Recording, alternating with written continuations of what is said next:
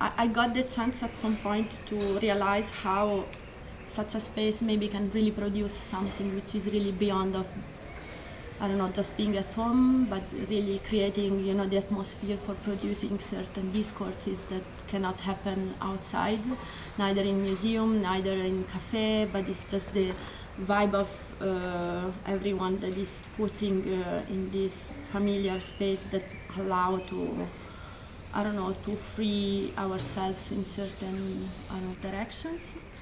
Sometimes, we have this modernist idea that when we do something, then, it has to do forever, and how you maintain it.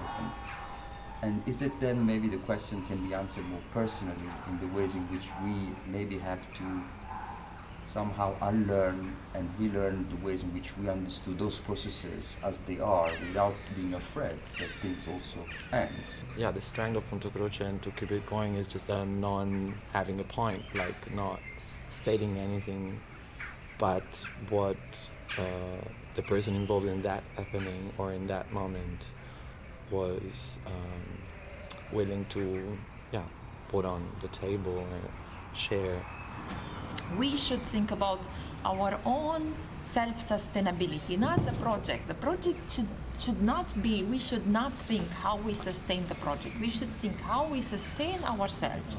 So eventually, maybe not this house, maybe a house in a place that you would never even imagine you will be there. But the moment you think about your own self-sustainability, and then suddenly, I promise you that you will see that these dots are connecting together. I was really moved by the idea of being invited to host in not my own home. And I definitely noticed that kind of fluctuating relationship that Tobias has in the space as always kind of moving between that guest host. And I think we were talking about temporality and or cycles, and I think there's still kind of or finding that constant or that sense of continuity between moments of temporality.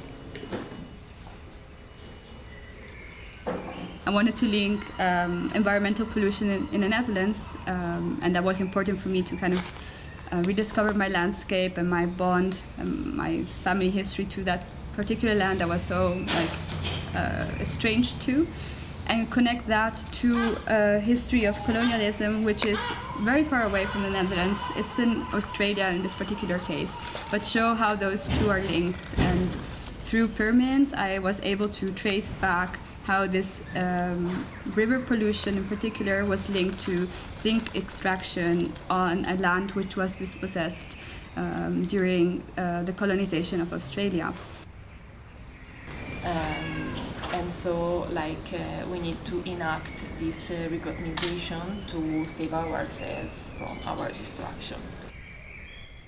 We were a bunch of children, and there was a bunch of basic musical instruments in the middle. We were picking one, and together we were building up a riff.